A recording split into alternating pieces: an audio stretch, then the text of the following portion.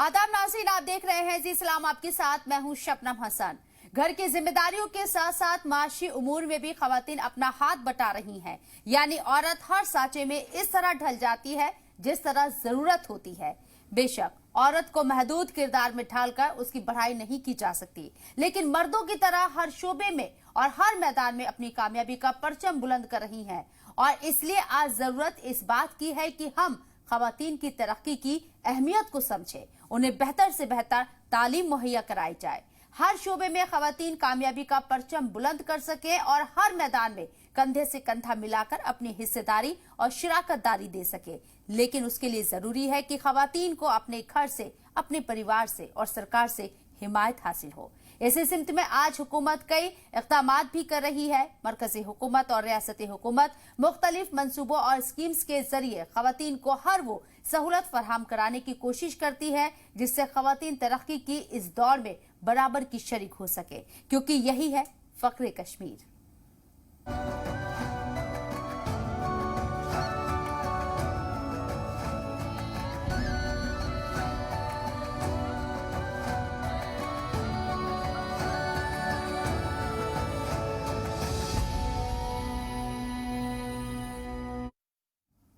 जब और अब आपकी मुलाकात भदरवा की संगीता भगत से करवाते हैं। संगीता भगत एक ऐसी खातून है, अवाम की खिदमत के मकसद से बेंगलोर से MNEC की नौकरी छोड़कर DDC का इंतखाब लड़ा और कामयाबी का परचम बुलंद किया।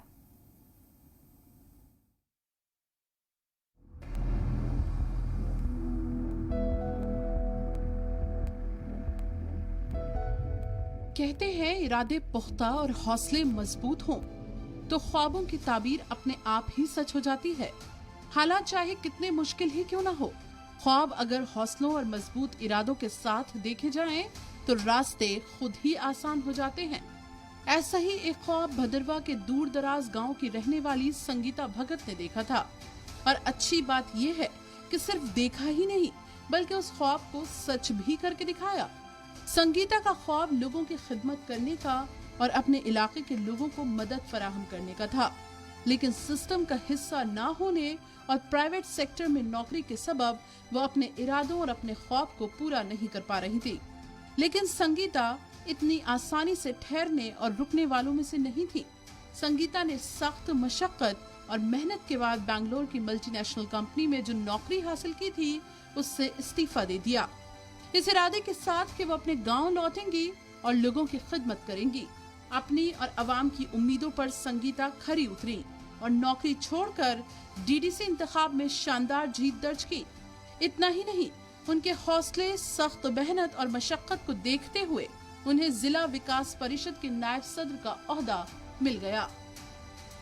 ह्यूमन रिसोर्सेज में जॉब करती थी और उसके बाद जब कोविड का वक्त आया तो हम सारे घर आए और घर से वर्क फ्रॉम होम कर रहे थे। उसी दौरान गवर्नमेंट ने एक अनाउंसमेंट किया कि यहाँ पे 3 tier सिस्टम को मजबूत करने के लिए DDC इलेक्शंस हो रहे हैं।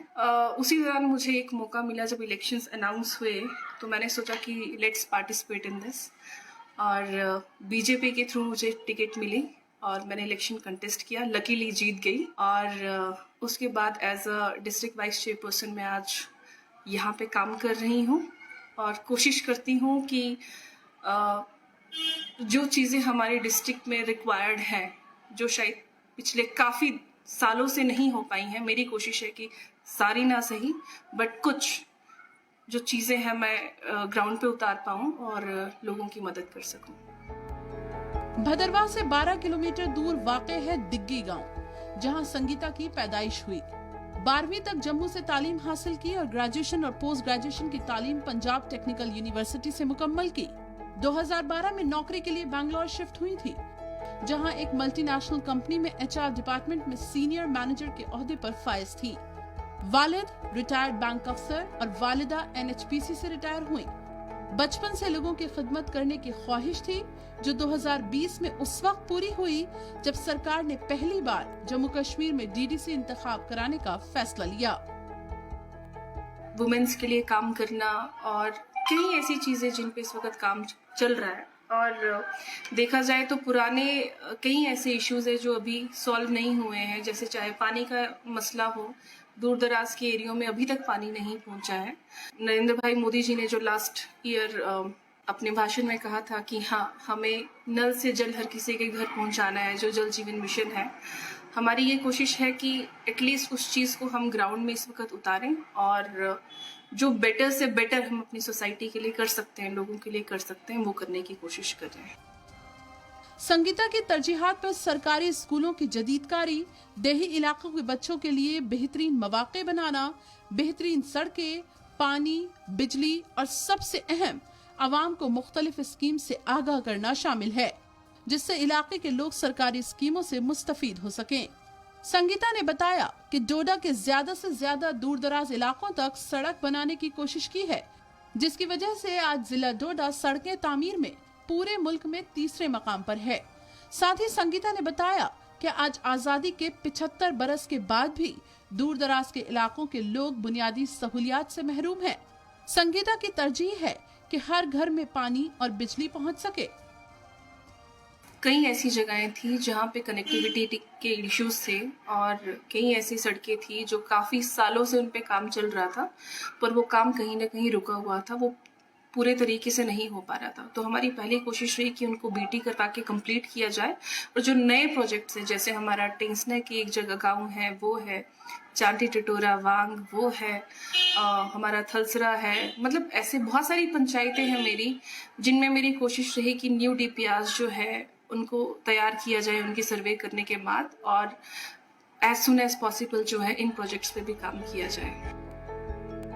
इतना ही नहीं, संगीता अपने इलाके की खवातीन को खुद मुख्तार बनाने की सिमत में भी काम कर रही हैं। संगीता ने जिला डोडा ही नहीं बल्कि मुल्क भर की खवातीन से आगे आकर अपने हक में आवाज बुलंद करने के साथ साथ अपने ख्वाबों के लिए जीने की हिदायत दी है।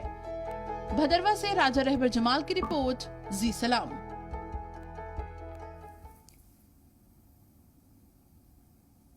जम्मू